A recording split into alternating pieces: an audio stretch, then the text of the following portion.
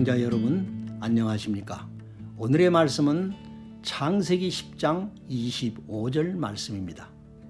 에벨은 두 아들을 낳고 하나의 이름은 벨렉이라 하였으니 그때의 세상이 나누었으며 벨렉의 아우의 이름은 욕단이며. 아멘.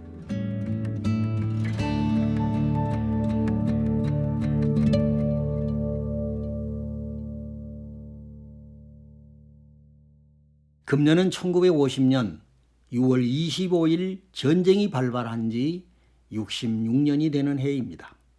돌이켜보면 우리 민족은 순환의 역사였습니다. 자료에 의하면 936번의 외세의 침략을 당하였으나 한 번도 남의 나라 땅을 침략한 적이 없는 민족입니다. 하나님은 고난의 역사 속에서도 이 민족을 지켜주셨고 지난 100여 년 동안 일찍이 유례가 없는 기독교의 부흥을 주셨습니다.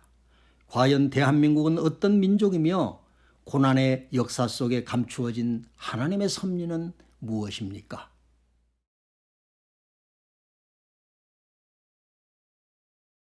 대한민국은 제2의 이스라엘로 선택받은 나라입니다. 인류는 노아 홍수 후 셈과 함과 야벳으로 종족이 퍼지게 되었고 셈의 후예 가운데 에벨이 있었고 에벨에게 벨렉과 욕단이 태어났습니다. 창세기 10장 25절에서 에벨은 두 아들을 낳고 하나의 이름은 벨렉이라 하였으니 그때의 세상이 나뉘었으며 벨렉의 아우의 이름은 욕단이며라고 하였습니다. 벨렉계는 홍수 후 동쪽으로부터 서쪽으로 나아가 유프라데스 티그리스강 유역인 시날 평지를 만나 거기 거하였습니다. 창세기 11장 2절에서 이에 그들이 동방으로 옮기다가 시날 평지를 만나 거기 거하였는데 라고 하였습니다. 여기 동방으로는 킹 제임스 버전에 의하면 from the east, 동방으로부터입니다. 벨렉의 후예 가운데 아브라함이 태어났고 아브라함의 후손이 이스라엘 민족을 이루었습니다. 한편 욕단계는 그들과는 반대로 동쪽으로 이동하였습니다. 창세기 10장 30절에서 그들이 거하는 곳은 메사에서부터 스발로 가는 길의 동편 산이었더라고 하였습니다. 메사는 아라랏산 동쪽, 이란의 북동부 메사드라는 곳으로 동양의 산악지대 길목을 가리킵니다. 스발은 세 벌판 세 땅을 의미하고 어원은 세발, 세팔, 세벌인데 세벌은 밝음의 땅입니다. 욕단계는 메사에서부터 동방의 산악지대인 파미르 고원, 천산산맥, 알타이 산맥을 거쳐서 바이칼 호수 주변의 시베리아에 넓게 퍼져 살면서 한기군의 선조인 동이족은 아침의 뜨는 해를 좇아 밝음의 땅, 한박산, 백두산에 집결하였고 하나님께 제사하며 정착하여 박달의 나라, 곧 배달의 민족을 이루었습니다. 욕단은 박달 임금이라 하고 박달 임금의 이두식 표현인 박달단과 임금군 하여 당군인 것입니다. 이미 세상을 떠나신 대천덕 신부는 욕단이 당군으로 추정되는데 욕단의 시대와 당군의 시대가 비슷한 연대라고 말한 바가 있습니다. 아담의 타락 연대가 BC 4114년, 홍수 발생 연대가 BC 2458년, 에벨이 출생한 해가 BC 2391년, 죽은 해가 1927년, 욕단의 형 벨렉이 출생한 해가 BC 2357년이므로 욕단은 그 어간에 태어났을 것입니다. 우리나라의 기원을 BC 2333년이라고 한다면 아주 정확하지는 않지만 욕단이 출생하여 살았던 시기와 일치하는 것을 알 수 있습니다. 홍수 후 동쪽에서 서쪽으로 간 벨렉계는 서부 유대민족을 이루고 동쪽으로 간 욕당계는 동부 배달민족을 이루었습니다. 이들은 원래 형제였습니다. 닮은 점이 대단히 많습니다. 미국인들은 한국 사람을 오리엔털 지우 또는 동방의 이스라엘이라고도 하고 지우 대신에 키우라고도 합니다. 이스라엘은 아시아와 아프리카와 유럽의 교차로이자 중심입니다. 대한민국은 온 땅의 중심입니다. 한반도에는 백두산이 있고 이스라엘은 흰머리산인 헐몬산이 있습니다. 민족의 순환이 닮았습니다. 명석한 두뇌를 소유하고 있습니다. 언어의 유사성이 있습니다. 옷과 장래 풍속이 닮았습니다. 국화인 무궁화는 학명이 샤론의 장미입니다. 건국일을 개천절이라고 하는 나라는 한국과 이스라엘 뿐입니다. 1929년 4월 2일자 동아일보 2면에 당시 동아일보 이태로 일본 지국장이 타고르에게 한국 방문을 요청하였습니다. 그러나 그는 참석치 못하고 애서감을 시로써 전했는데 우리가 잘 아시는 대로 동방의 등불입니다. 일부를 소개합니다. 일찍이 아시아의 황금 시기에 빛나던 등불이었던 코리아. 그 등불 한번 켜지는 날 너는 동방의 밝은 빛이 되리라.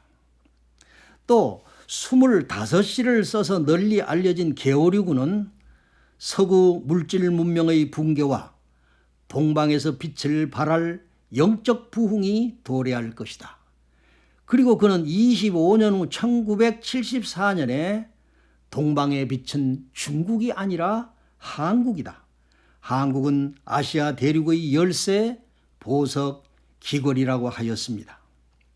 시청자 여러분, 벨렉의 후예 이스라엘이 복음의 시작이라면 욕단의 후예 제2의 이스라엘인 대한민국은 세계 추수의 마지막 주자가 될 것입니다.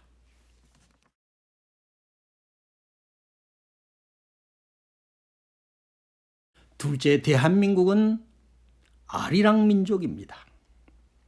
유석근 목사님에 의하면 알은 창조주 하나님을 가리키는 원형 언어로서 유대인의 엘이나 아랍 사람들의 알라는 알에서 파생된 단어라고 합니다.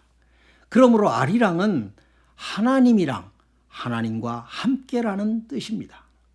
아리랑에 대한 여러 가지 해석이 있으나 유석근 목사님의 해석이 가장 설득력이 있습니다. 아리랑은 벨렉의 아우 욕단이 니므롯과 함께 바벨론을 향하여 가는 벨렉과 이별을 하고 파미르고온 천산산맥, 알타이 산맥, 바이칼 호수 주위의 시베리아를 거쳐서 동남쪽으로 이동하여 박달의 나라를 세우기까지 불렀던 인류 역사상 가장 오래된 찬송가입니다. 하나님이랑 하나님이여 하나님과 함께 고개를 넘어간다.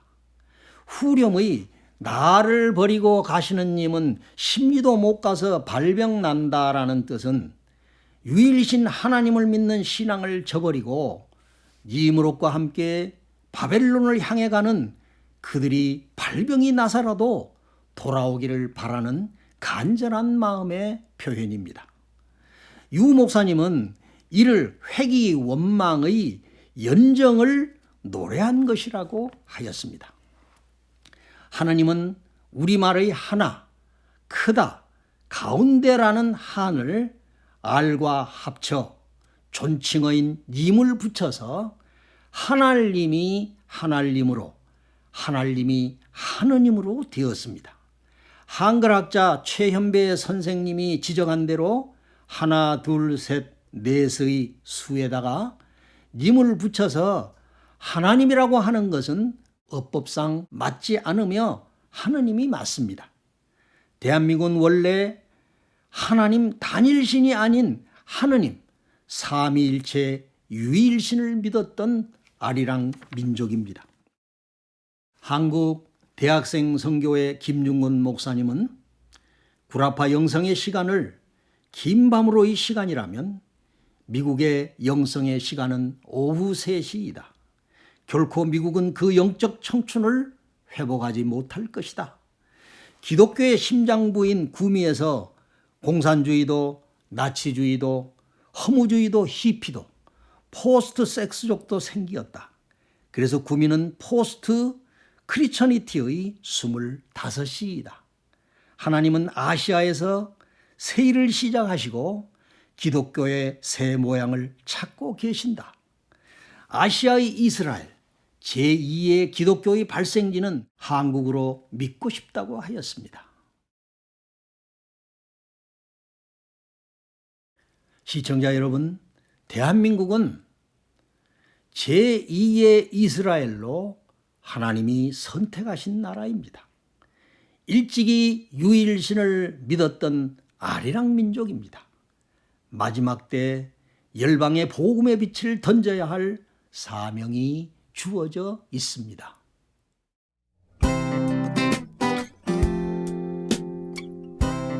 하나님 아버지, 대한민국이 하나님의 천손민족임을 깨우쳐 주시니 감사합니다. 어서 속히 예수 한국, 선교 한국, 성민 한국이 되어서 열방의 복음의 빛을 비추게 하여 주시옵소서. 예수 그리스도의 이름으로 기도하옵나이다. 아멘. 당신은 소중한 사람이죠. 당신은 하나님의 사랑, 사랑해 하나님의 사랑. 축복해 아름다운 당신. 감사해 그댈 보내주신